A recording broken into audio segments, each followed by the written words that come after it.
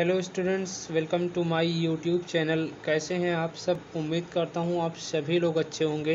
तो यहां पर फ्रेंड्स, आज से आपका मैकेनिकल 5th सेमेस्टर का यहां पर आपका सेशन स्टार्ट हो रहा है। मैकेनिकल 5th सेमेस्टर के स्टूडेंट्स के लिए ये क्लास है, जो कि यहाँ पर आप पढ़ेंगे थ्योरी ऑफ मशीन, जिसको हम शॉर्ट में टॉम बोलते हैं। थ्योरी ऑफ मशीन का पहला चैप्टर अब एकदम बेसिक से मैं आपको यहाँ पर पढ़ाऊँगा। थ्योरी ऑफ मशीन आपको पूरा एक्सप्लेन कर समझाऊंगा कि थ्योरी ऑफ मशीन होती क्या है। और जो आपका चैप्टर फर्स्ट दिया है सिंपल मैकेनिज्म में, जो आपका पूरा इंट्रोडक्शन है, सभी को मैं आज की इस वीडियो में एकदम बेसिक लेवल से एक्सप्लेन करने वाला हूं। तो फ्रेंड्स, वीडियो को आप ज़्यादा से ज़्यादा अपने सभी दोस्तों के पास शेयर कर देना, ताकि उन्हें भी क्लास के बारे में पता चले और वे भी अपने एग्ज़ाम की प्रिपरेशन अच्छे प्रकार से कर पाएँ। तो सभी लोग अपने दोस्तों को, अपने सभी फ्रेंड्स को, अपने सभी ग्रुप में, सोशल मीडिया के सभी प्लेटफॉर्म पर वीडियो को आप शेयर कर देना, ताकि जिन स्टूडेंट्स को रिक्वायरमेंट है थ्योरी ऑफ मशीन की, वो सभी लोग अच्छे से पढ़ेंगे और अपने एग्ज़ाम सेशन की तैयारी अच्छे प्रकार से कर लेंगे। तो यहाँ पर फ्रेंड्स क्या है कि जो आपका थ्योरी ऑफ मशीन का ये आपका पहला लेक्चर है, पहला वीडियो सेशन है।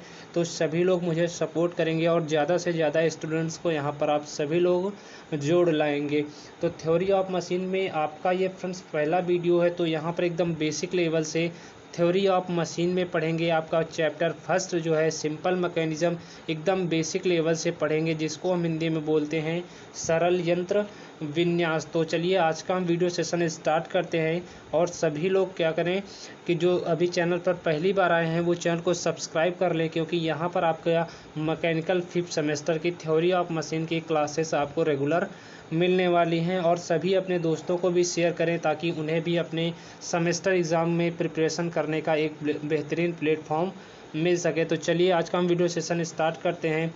और जो आपका सिंपल मैकेनिज़्म है, तो थ्योरी ऑफ मशीन में सबसे पहले हम जान लेते हैं कि मशीन होती क्या है, उसके बाद हम अपना पूरे टॉपिक पर आते हैं। तो फ्रेंड्स, जो आपकी मशीन होती है वो आपकी एक प्रकार की ऐसी डिवाइस होती है जो किसी भी प्रकार की उपलब्ध ऊर्जा का उपयोग करके उससे उपयोगी कार्य करने की क्षमता रखती है। चाहे तो आप इसको इस प्रकार भी याद कर सकते हैं, या आपका दूसरी तरीके से आप इसकी डेफिनेशन तैयार कर सकते हैं कि मशीन एक ऐसी डिवाइस होती है जो किसी भी प्रकार की अवेलेबल एनर्जी का प्रयोग करके उससे यांत्रिक कार्य कर सकती है, वो आपकी मशीन कहलाती है।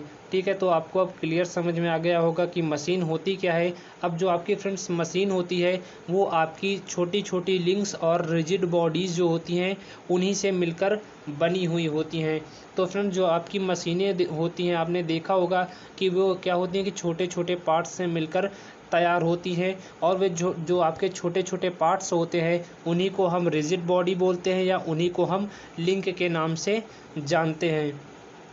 तो चलिए इसके बारे में भी थोड़ा सा जान लेते हैं कि जो हमारी मशीन होती है वो किस प्रकार बनकर तैयार होती है। तो फ्रेंड, जो आपकी मशीन होती है, मशीन को तैयार करने के लिए हमें रिजिड बॉडी की आवश्यकता होती है।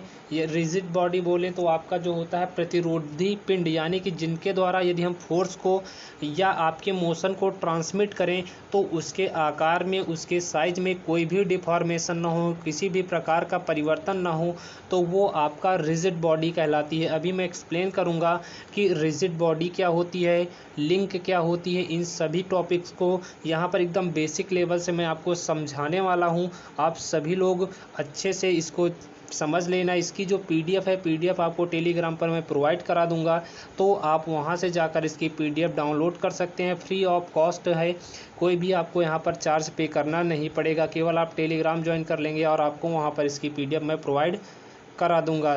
तो चलिए समझ लेते हैं। आपका जैसे यहाँ पर लिखा है कि जो आपकी मशीन होती है वो रिजिड बॉडी या लिंक का संयोजन होती है, या इसको इस प्रकार भी समझ सकते हैं कि मशीन हमारी जो रिजिड बॉडी होती है और लिंक को असेंबल करने पर बनती है, जिनके मध्य जो हमारा रिलेटिव मोशन होता है उसको सफलतापूर्वक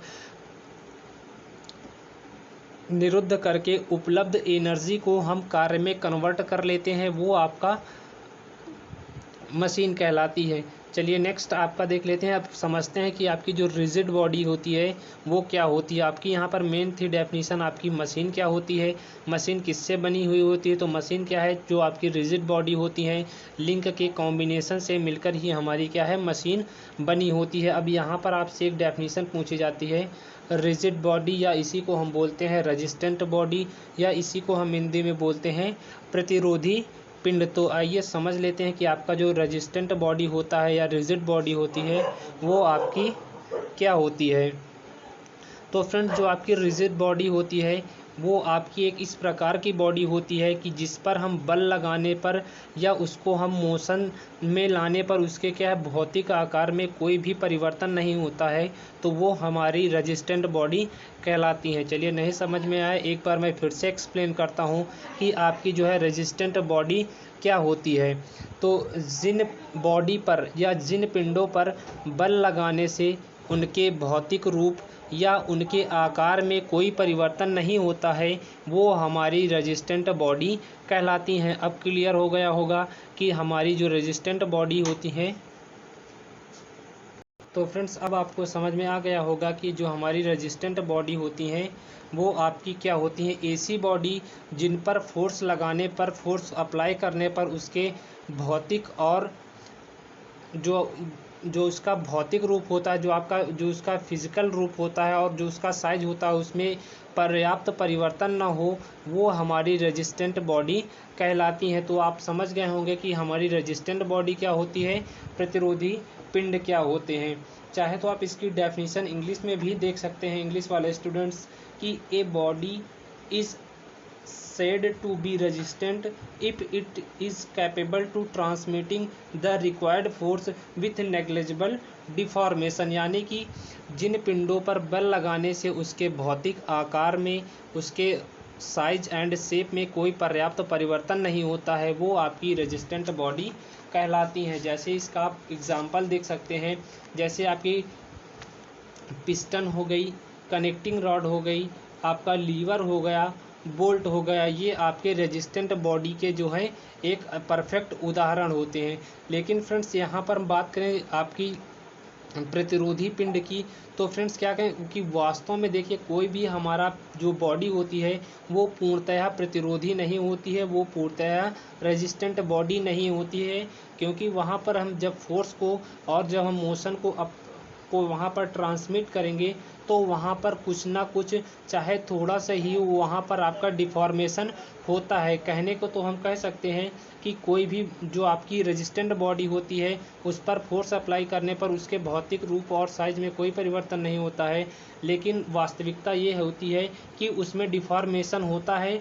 लेकिन चाहे आपका थोड़ा सा भी होता है तो उसको हम नगण्य मान लेते हैं कि जो हमारा थोड़ा सा एकदम डिफॉर्मेशन होता है उसको वहाँ पर नगण्य मान लिया जाता है, या इसी को हम नेग्लिजिबल इंग्लिश में बोलते हैं। तो वास्तव में तो कोई हमारी जो बॉडी होती है वो आपकी पूर्णतः प्रतिरोध बॉडी नहीं होती है, क्योंकि जब वहाँ पर हम फोर्स और मोशन को ट्रांसमिट करेंगे तो बॉडी में कुछ ना कुछ तो विरूपण या डिफॉर्मेशन आता ही है। ठीक है, अब एक चीज़ और यहाँ पर नोट पॉइंट सुन लीजिए कि जो हमारी प्रतिरोधी पिंड होती हैं, जो हमारी रेजिस्टेंट बॉडी होती हैं, वो आवश्यक नहीं कि वो आपकी रिजिड हो या दृढ़ हो, ये आपकी स्प्रिंग के रूप में भी हो सकती हैं, बेल्ट के रूप में भी हो सकती हैं और फ्लूइड के रूप में भी हो सकती हैं। तो बेल्ट, स्प्रिंग और तरल इत्यादि भी आपके क्या हैं, प्रत्यास्थ पिंड के एक उदाहरण होते हैं। चलिए नेक्स्ट अब आपका समझ लेते हैं कि एलिमेंट क्या होते हैं, लिंक क्या होते हैं। यहाँ से ये क्वेश्चन आपका ज़रूर पूछा जाता है कि जो आपके एलिमेंट क्या होते हैं, ये कितने प्रकार के होते हैं। ये आपका 5 नंबर में क्वेश्चन यहाँ से पूछा जाता है कि एलिमेंट किसे कहते हैं या लिंक किसे कहते हैं, उसका वर्गीकरण करिए। तो इसको भी अच्छे से समझ लेना। यहाँ पर आपको मैं फ्रेंड्स एक एक चीज़ बेसिक से समझा रहा हूँ कि क्या होता है, एकदम बेसिक लेवल से मैंने आपके लिए यहाँ पर स्टार्ट किया है। तो चलिए एलिमेंट के बारे में जान लेते हैं, या इसी को हम दूसरे नाम से लिंक के नाम से जानते हैं। चाहे आप एलिमेंट कहे या चाहे आपका लिंक कहे, इसको हम हिंदी में अवयव बोलते हैं, या इसी को हम हिंदी में कड़ी के नाम से भी जानते हैं। दोनों आपके नाम एक ही होते हैं।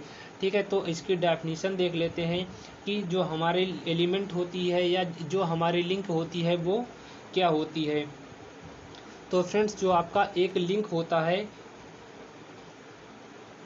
वो किसी मशीन का एक ऐसा पार्ट होता है जो अन्य अंगों के साथ सापेक्ष गति रखता है। यह एक अथवा अधिक प्रतिरोधी पिंडों के संयोजन से मिलकर बनी होती है, वो आपकी लिंक कहलाती है। चलिए नहीं समझ में आया, एक बार मैं फिर से एक्सप्लेन करता हूँ कि आपकी लिंक क्या होती है। चलिए इसको इंग्लिश में एक बार देख लेते हैं इंग्लिश वाले स्टूडेंट्स के लिए कि ए लिंक और element is that part of a machine which has motion relative to some other parts। तो ये आपका होता है फ्रेंड्स, इसकी डेफिनेशन होती है। अब इसको एक बार हिंदी में देख लेते हैं कि एक लिंक जो होती है कि वो किसी मशीन का एक ऐसा अंग होती है जो अन्य अंगों के सापेक्ष, जो अन्य अंगों के साथ मिलकर रिलेटिव गति करती है या रिलेटिव मोशन करती है, सापेक्ष गति करती है, वो आपकी लिंक कहलाती है। यहाँ पर आपकी डेफिनेशन भी लिखी है, यदि आपको ना समझ में आई हो तो यहाँ से आप पढ़कर उसके डेफिनेशन देख सकते हैं। चलिए यहाँ पर भी पढ़ लेते हैं कि एक लिंक जो है किसी मशीन का वह अंग होती है जो अन्य अंगों के साथ सापेक्ष गति रखती है। यह एक अथवा अधिक रेजिस्टेंट बॉडी के संयोजन से मिलकर बनती है। चलिए यहाँ पर इसका डायग्राम देख लेते हैं तो आपको यहाँ पर समझ में आ जाएगा कि जो हमारी लिंक किसे कहते हैं। तो यहाँ पर आपका पार्ट ए दिखाया गया है, part A, part B, part यहाँ पर सी। तो पार्ट ए में आपका फ्रेंड्स यहाँ पर क्रैंक दिखाया गया है, बी पार्ट में आपका ये कनेक्टिंग रॉड दिखाई गई है, सी पार्ट में आपका यहाँ पर पिस्टन दिखाया गया है और ये आपका ये क्रॉस हेड है। तो ये आपका फ्रेंड्स क्या है, एक आईसी इंजन के अंदर जो आपका होता है कनेक्टिंग रॉड होती है, पिस्टन होता है, क्रैंक होता है, उसी का डायग्राम यहाँ पर दिखाया गया है। अब इस डायग्राम को हम समझ लेते हैं कि किसको कहाँ पर हमारी लिंक बनती है, कहाँ पर हमारा क्या होता है। तो यहाँ पर फ्रेंड्स आपका क्या है कि ये आपका एक भाप इंजन का यहाँ पर डायग्राम बनाया गया। सॉरी, मैंने आपको वहाँ पर आईसी इंजन का बता दिया। ये आपका एक क्या है, भाप इंजन का आपका यहाँ पर एक डायग्राम बनाया गया है। अब इसके बारे में समझ लेते हैं कि ये कब आपकी रेजिस्टेंट बॉडी होती है और ये कब आपकी एक जो रेजिस्टेंट बॉडी का को असेंबल कर देते हैं तो वो आपके लिंक बन जाती है। तो आपका यहाँ पर उदाहरण के रूप में एक भाप इंजन का डायग्राम दिखाया गया है जिसमें आपका एक यहाँ पर पिस्टन दिखाया गया है, कनेक्टिंग रॉड दिखाया गया है, क्रैंक दिखाया गया है और आपका एक क्या है, क्रॉस हेड दिखाया गया है। ठीक है, तो इतने चीज़ आपको यहाँ पर दिखाए गए हैं और ये सभी चीज़ जैसे आपका क्रैंक हो गया, कनेक्टिंग रॉड हो गया, पिस्टन हो गया और ये क्रॉस हेड, ये सभी चीज़ मिलकर क्या है, एक लिंक का निर्माण करते हैं। तो अभी आपने डेफिनेशन में क्या पढ़ी थी कि एक अवयव या एक कड़ी जो है मशीन का एक ऐसा अंग होती है जो अन्य अंगों के साथ मिलकर सापेक्ष गति रखती है, वो आपकी क्या है, कड़ी कहलाती है। तो ये सभी जितने भी आपके अंग हैं, जो आपका क्रैंक हो गया, कनेक्टिंग रॉड हो गया, पिस्टन हो गया, क्रॉस हेड क्या है, ये जब इनको हम असेंबल कर देते हैं तो ये क्या है कि आपका एक कड़ी का रूप ग्रहण कर लेती है, कड़ी का साइज ग्रहण कर लेती है। लेकिन यदि जब ये अलग अलग अवस्था में होते हैं तो ये हमारे दृढ़ पिंड कहलाते हैं। यानी कि जब ये हमारा इसके साथ कोई संपर्क ना हो, ये आपका अलग हो, ये आपका कनेक्टिंग रॉड अलग हो, पिस्टन आपका अलग हो, आपका क्रॉस हेड, ये सभी पार्ट्स क्या हों, जब आपके अलग अलग होते हैं तो उस कंडीशन में आपका ये दृढ़ पिंड कहलाते हैं। लेकिन जब इन्हीं पार्ट्स को असेंबल कर दिया जाता है एक सही क्रम में, तो वो आपका क्या है, एक लिंक का कार्य करते हैं। तो यही आपकी डेफिनेशन कहती है कि जो आपकी लिंक होती है वो सभी मशीनों का पार्ट्स का एक क्या होता है, सभी रेजिस्टेंट बॉडी का संयोजन ही हमारा क्या है, लिंक कहलाता है। तो अब आपको फ्रेंड्स समझ में आ गया होगा कि लिंक क्या होती है, रेजिस्टेंट बॉडी हमारी क्या होती हैं। चलिए अब इसके थोड़ा सा कैरेक्टरिस्टिक्स जान लेते हैं। आपका ये क्वेश्चन पूछा जाता है कि लिंक क्या होते हैं, इसके प्रकार के बारे में बताइए, इसके लक्षण क्या होते हैं, इसके उपयोग क्या होते हैं। सीधा ये 5 नंबर का आपका एक क्वेश्चंस पूछा जाता है, क्योंकि ये टॉपिक आपका फ्रेंड्स काफ़ी इम्पॉर्टेंट है। तो यहाँ पर इसके कैरेक्टरिस्टिक्स, इसके कुछ लक्षण दिखाए गए हैं। जो आपकी फ्रेंड्स लिंक होती हैं उनमें 2 प्रकार के ही मुख्य लक्षण होते हैं। पहला कंडीशन होती है कि ये हमारा प्रतिरोधी पिंड होना चाहिए या रेजिस्टेंट बॉडी होनी चाहिए। और दूसरी आपकी कंडीशन होती है कि यह सापेक्ष गति करने चाहिए। यदि ये दोनों कंडीशन को पूरा करती है तो वो हमारी लिंक कहलाती है। तो इन दोनों कंडीशन को याद रख लेना कि जो हमारी लिंक होगी वो क्या है कि एक प्रतिरोधी पिंड होना चाहिए और दूसरा क्या है कि उसमें क्या है कि सापेक्ष गति करना चाहिए। नेक्स्ट इसका देख लेते हैं। अब आपसे उपयोग भी पूछ लेगा 5 नंबर में, तो उपयोग इसके देख लेते हैं कि क्या क्या होते हैं। किसी कड़ी या अवयव का उपयोग निम्न कार्यों के लिए किया जाता है। तो पहला आपका कार्य होता है बल तथा गति को पारेषित करने के लिए, यानी कि जो हम लिंक का उपयोग करते हैं उसमें क्या करते हैं कि उसके द्वारा हम फोर्स को भी ट्रांसमिट करते हैं और मोशन को भी हम ट्रांसमिट करते हैं कड़ी के द्वारा।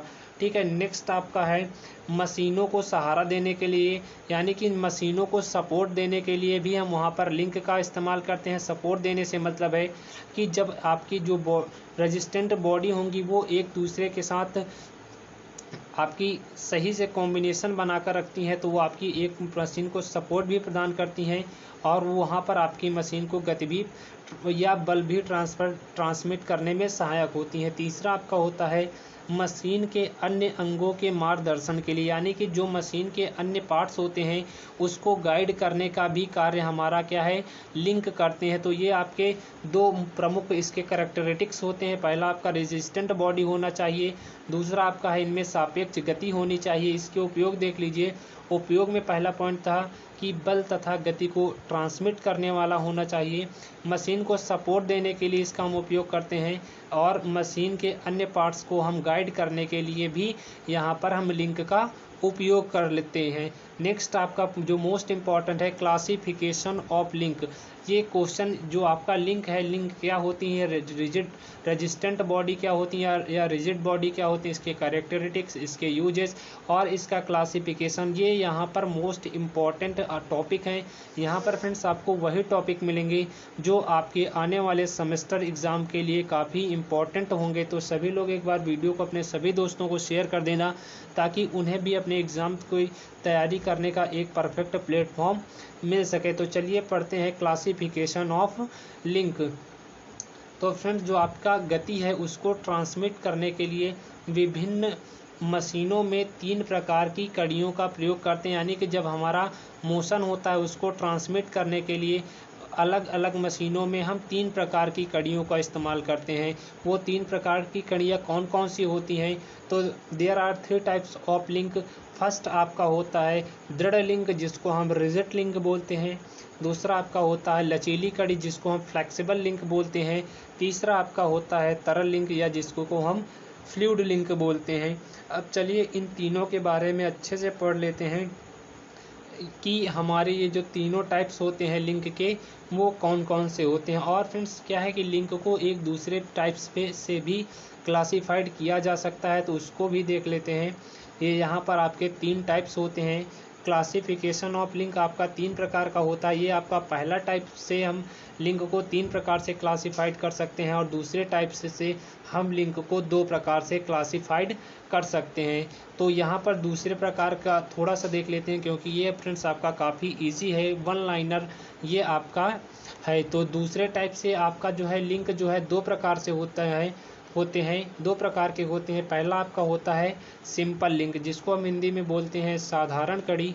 दूसरा आपका होता है कंपाउंड लिंक जिसको हम हिंदी में बोलते हैं यौगिक कड़ी। अब साधारण लिंक क्या होती है तो इसकी डेफिनेशन यहाँ पर लिखी गई है कि इसके साथ पेयर बनाने वाले केवल 2 अवयव संयुक्त होते हैं, यानी कि इसके साथ जो है केवल पेयर बनाने के लिए 2 एलिमेंट होते हैं। और जो आपका कंपाउंड लिंक होता है इसकी डेफिनेशन देख लीजिए, इसके साथ पेयर बनाने वाले 2 या 2 से अधिक अवयव होते हैं। अब यहाँ पर फ्रेंड्स आपको एक नया शब्द पढ़ने को मिला होगा पेयर। अब पेयर क्या होता है इसको हम हिंदी में युगल बोलते हैं। अब थोड़ा सा समझ लेते हैं पेयर क्या होता है। जब आपका नेक्स्ट सिलेबस में आएगा, मतलब जब आपका नेक्स्ट टॉपिक होगा तो वहाँ पर मैं पेयर जो आपका क्या होता है उसको अच्छे प्रकार से एक्सप्लेन कर दूँगा। यहाँ पर आप इसकी जानकारी के लिए देख लीजिए कि आपका जो है पेयर क्या होता है।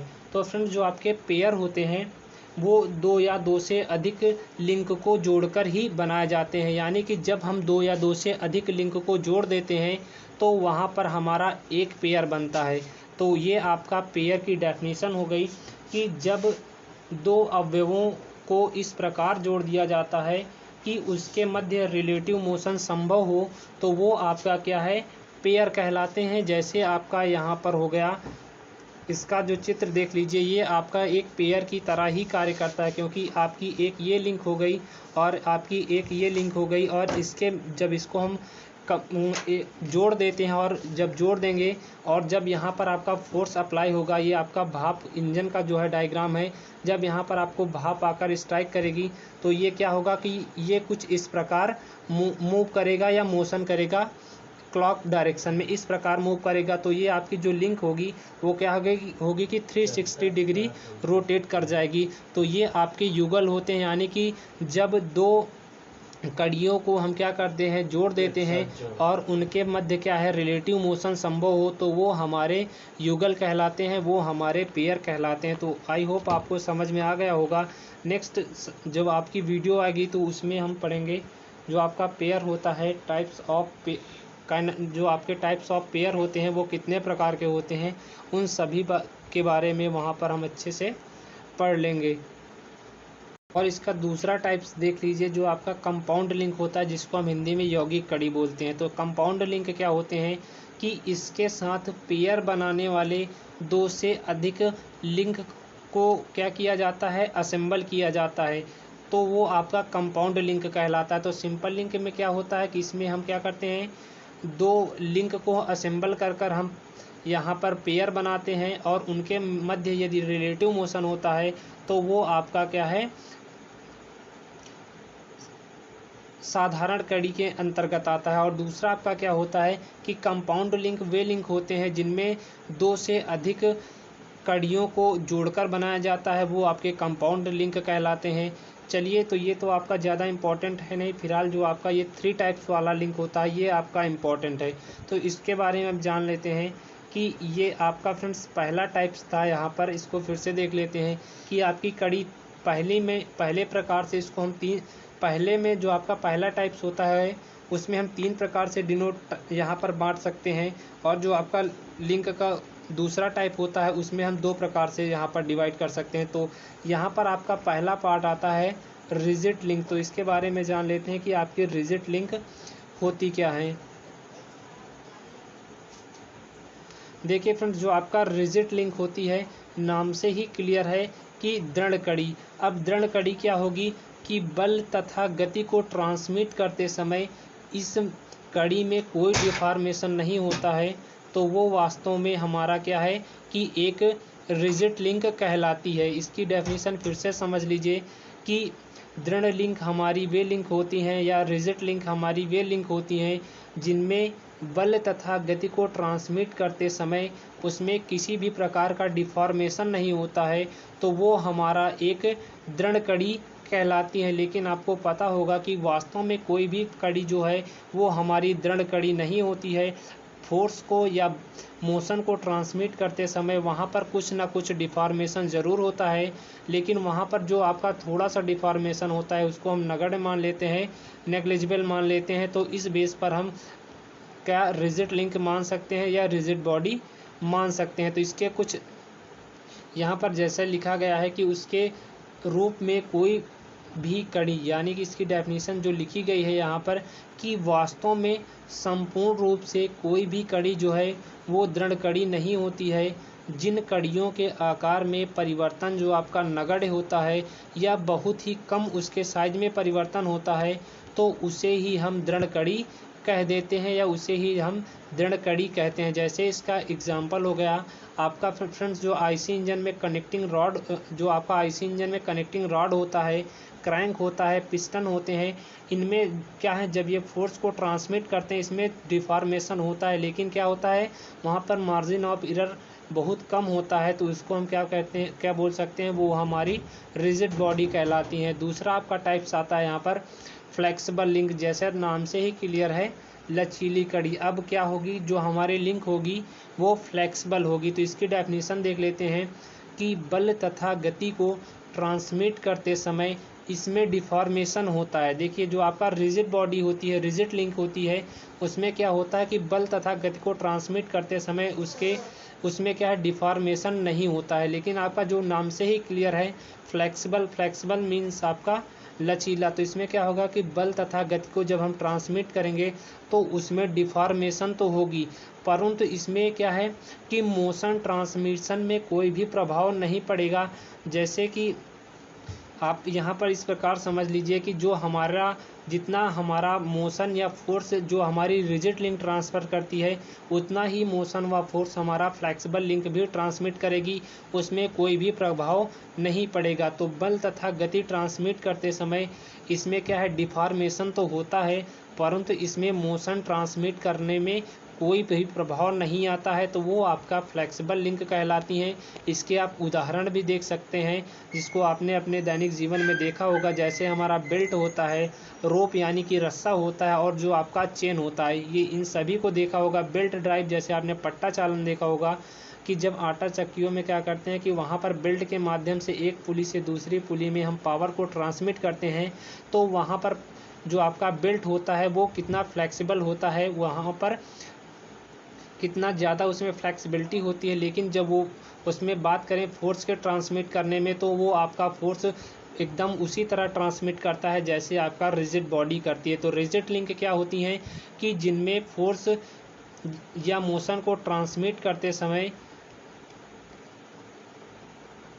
उसमें किसी भी प्रकार का डिफॉर्मेशन नहीं होता है, वो आपका फ्लेक्सिबल लिंक कहलाते हैं। इसके उदाहरण कनेक्टिंग रॉड हो गया, सिलेंडर हो गया, और आपका क्रैंक पिस्टन, ये सभी आपके रिजिड लिंक के उदाहरण है। फ्लेक्सिबल लिंक में आपका हो गया, तो इसमें तो क्या करेंगे कि फोर्स को ट्रांसमिट करेंगे, और फोर्स को या आपका मोशन को ट्रांसमिट करते समय इसमें डिफॉर्मेशन होगा, लेकिन इसमें क्या है, मोशन ट्रांसमिट में कोई भी प्रभाव नहीं पड़ेगा, वो आपका फ्लेक्सिबल लिंक कहलाता है। और तीसरा जो टाइप्स आता है वो आपका फ्लूइड लिंक। अब तरल कड़ी, इसको हम हिंदी में जानते हैं, इसकी डेफिनेशन देख लेते हैं, फिर इसके बारे में हम समझते हैं। तो किसी मशीन में फोर्स ट्रांसमिट करने के लिए यदि फ्लूइड का प्रयोग किया जाता है तो वो आपका फ्लूइड लिंक कहलाता है। तो इसको इस प्रकार भी याद कर सकते हैं आप कि यदि किसी मशीन में फोर्स को ट्रांसमिट करने के लिए यदि तरल का प्रयोग किया जा रहा हो तो उसे हम फ्लूइड लिंक कहते हैं। तो नेक्स्ट आपका इसको समझ लेते हैं कि जो आपकी डेफिनेशन लिखी गई है कि किसी मशीन में फोर्स ट्रांसमिट करने के लिए फ्लूइड का प्रयोग किया जाता है तथा बल अथवा गति का ट्रांसमिट जो है दाब अथवा संपीड़न द्वारा फ्लूइड के माध्यम से होता है, तो ये आपकी एक तरल कड़ी कहलाती है, या इसी को हम एक फ्लूइड लिंक बोलते हैं। नहीं समझ में आया, एक बार फिर से देख लीजिए आप इसको कि किसी मशीन में फोर्स ट्रांसमिट करने के लिए फ्लूइड का प्रयोग किया जाता है तथा बल अथवा गति का ट्रांसमिट जो है, जो हम वहाँ पर फोर्स और जो मोशन का ट्रांसमिट करेंगे या उसको हम ट्रांसफ़र करेंगे, क्या होगा, वो प्रेशर अथवा कंप्रेशन द्वारा फ्लूइड के माध्यम से होता है, तो वो आपका क्या है, तरल लिंक कहलाता है। ये थोड़ा सा आपका डेफिनेशन इसी तरह है, इसको आपको ऐसे ही याद करनी पड़ेगी। नहीं समझ में आई तो यहाँ पर आप इसका जब मैं PDF अपने टेलीग्राम पर प्रोवाइड कराऊंगा तो वहाँ से जाकर आप इसको 1 या 2 बार या 3 बार, जितनी भी बार आपको समझ में ना आए, पढ़ लेना, तो ये आपका क्लियर हो जाएगा। तो यहाँ पर इसके एग्जाम्पल देख लीजिए। यहाँ पर इसका एग्जाम्पल है आपका hydraulic press, hydraulic jack, hydraulic brake, ये सब आपके क्या हैं, एक फ्लूइड लिंक के उदाहरण हैं, या इसी को हम तरल कड़ी के उदाहरण हैं। जैसे आपका फ्रेंड्स हाइड्रोलिक ब्रेक देख लीजिए। अब हाइड्रोलिक ब्रेक में क्या होगा कि जो हमारा फोर्स होगा उसको हम फ्लूइड के माध्यम से ही ट्रांसमिट करते हैं, और जो हमारा हाइड्रोलिक ब्रेक है वो आपका पास्कल के नियम पर वर्क करता है, इतना तो आपको पता होगा। तो जब वहाँ पर हम फोर्स ट्रांसमिट करेंगे फ्लूइड के माध्यम से, तो वहाँ पर ये आपकी कंडीशन आएगी कि दबाव से या संपीड़न के माध्यम से फ्लूइड का ट्रांसमिट होता है, तो वो आपकी तरल कड़ी कहलाती है। तो आई होप अब आपको समझ में आ गया होगा। तो फ्रेंड्स आज के वीडियो सेशन में हमने जाना कि मशीन क्या होती है। तो जल्दी से क्विक रिवीजन करा दूँ कि मशीन एक प्रकार की आपकी ऐसी डिवाइस होती है जो किसी भी प्रकार की अवेलेबल एनर्जी का उपयोग करके उसे यांत्रिक कार्य करने की क्षमता रखती है, वो आपकी मशीन कहलाती है। उसके बाद हमने पढ़ा रिजिड बॉडी क्या होती है, जिसको हम बोलते हैं रेजिस्टेंट बॉडी क्या होती हैं। तो रिजिड बॉडी ये ऐसी बॉडी होती है जिनमें फोर्स और मोशन को ट्रांसमिट करने पर उसके शेप एंड साइज में किसी भी प्रकार का चेंज नहीं होता है, तो वो आपकी रेजिस्टेंट बॉडी कहलाती है। उसके बाद हमने पढ़ा लिंक क्या होता है। तो लिंक जो है किसी मशीन का एक ऐसा पार्ट होता है जो अन्य अंगों के साथ मिलकर सापेक्ष गति रखता है, वो आपका रिजिड लिंक का वो आपका लिंक कहलाता है। और जो फ्रेंड्स आपकी लिंक होती हैं वो एक से अधिक दृढ़ पिंडों के संयोजन करने से बनती है। वहाँ पर मैंने आपको एकदम फिगर्स के माध्यम से समझाया था। नेक्स्ट हमने पढ़ा लिंक क्या होती हैं, उसके हमने कैरेक्टरिस्टिक्स पढ़े, उसके लक्षण पढ़े। उसके बाद हमने उसकी उपयोगिता को पढ़ा, उसके यूजेस के बारे में पढ़ा। कैरेक्टरिस्टिक्स आपके दो होते हैं, एक आपका होता है कि ये आपका क्या है प्रतिरोधी पिंड होना चाहिए लिंक, और दूसरा क्या है कि इसमें क्या है रिलेटिव मोशन होनी चाहिए, तो उसे हम लिंक कह सकते हैं। उसके बाद हमने पढ़ा क्लासिफिकेशन ऑफ लिंक के बारे में। लिंक हमारे दो टाइप्स से हम लिंक को क्लासिफाइड कर सकते हैं। पहला टाइप आपका होता है, पहले टाइप जो आपका लिंक का होता है उससे हम माध्यम से हम तीन प्रकार से क्लासिफाइड कर सकते हैं। पहला आपका रिजिड लिंक होती है, दूसरी आपकी फ्लेक्सिबल लिंक होती है, तीसरी आपकी फ्लूइड लिंक होती है। और जो आपका सेकेंड टाइप से क्लासिफाइड कर सकते थे तो वो वहाँ पर आपका एक सिंपल लिंक होती है, एक कंपाउंड लिंक होती है। तो सिंपल लिंक में आपका क्या होता था कि जहाँ पर दो लिंक क्या है मिलकर एक पेयर बनाती हैं तो वो आपका क्या है सिंपल लिंक कहलाता है। और कंपाउंड लिंक किसे कहते हैं, जहाँ पर दो से अधिक लिंक एक साथ मिलती है तो वो आपका कंपाउंड लिंक कहलाता है। तो ये था फ्रेंड्स आज का वीडियो सेशन। उम्मीद करता हूँ आज का वीडियो सेशन आपको काफ़ी इंटरेस्टिंग लगा होगा। तो सभी लोग एक बार वीडियो को लाइक कर देंगे और अपने सभी दोस्तों को भी शेयर कर देंगे, उन्हें भी बता देंगे कि मैकेनिकल 5th सेमेस्टर की यहाँ पर आपकी क्लासेस थ्योरी ऑफ मशीन की स्टार्ट हो गई हैं। एकदम बेसिक से मैं यहाँ पर जितनी भी मुझे नॉलेज है मैं आपको 100% देने की कोशिश करूँगा। बस आप लोग इसी तरह सपोर्ट करते रहिए और ज़्यादा से ज़्यादा यहाँ पर आप सभी लोग स्टूडेंट्स को लेकर आया करें और अपने सभी दोस्तों को वीडियो को शेयर कर दिया करें। अपने व्हाट्सएप ग्रुप में भी वीडियो को ज़रूर शेयर कर दें ताकि जिसको भी ज़रूरत होगी वो अपना यहाँ से रीडिंग कर लेगा। पीडीएफ आपको इसकी टेलीग्राम पर मिल जाएगी, टेलीग्राम की लिंक आपको वीडियो के डिस्क्रिप्शन में मिल जाएगी, तो वहाँ से जाकर आप इसकी पीडीएफ डाउनलोड कर सकते हैं। टेलीग्राम आप सभी लोग ज़रूर ज्वाइन करिए क्योंकि वहाँ पर आपको पीडीएफ और नोट्स हमेशा प्रोवाइड कराए जाते हैं। तो चलिए फ्रेंड्स, मिलता हूँ आपसे नेक्स्ट वीडियो में अगले इम्पोर्टेंट टॉपिक के साथ, अगले इम्पोर्टेंट क्वेश्चन के साथ। तब तक के लिए ta ta bye bye, take care, हंसते रहिए, मस्त रहिए, खुश रहिए और अच्छे से पढ़ते रहिए। चलिए मिलता हूँ आपसे नेक्स्ट वीडियो में, तब तक आप सभी को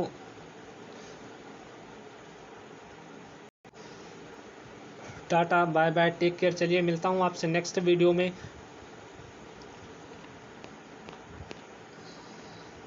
थैंक यू आप सभी का वीडियो को कंप्लीट देखने के लिए।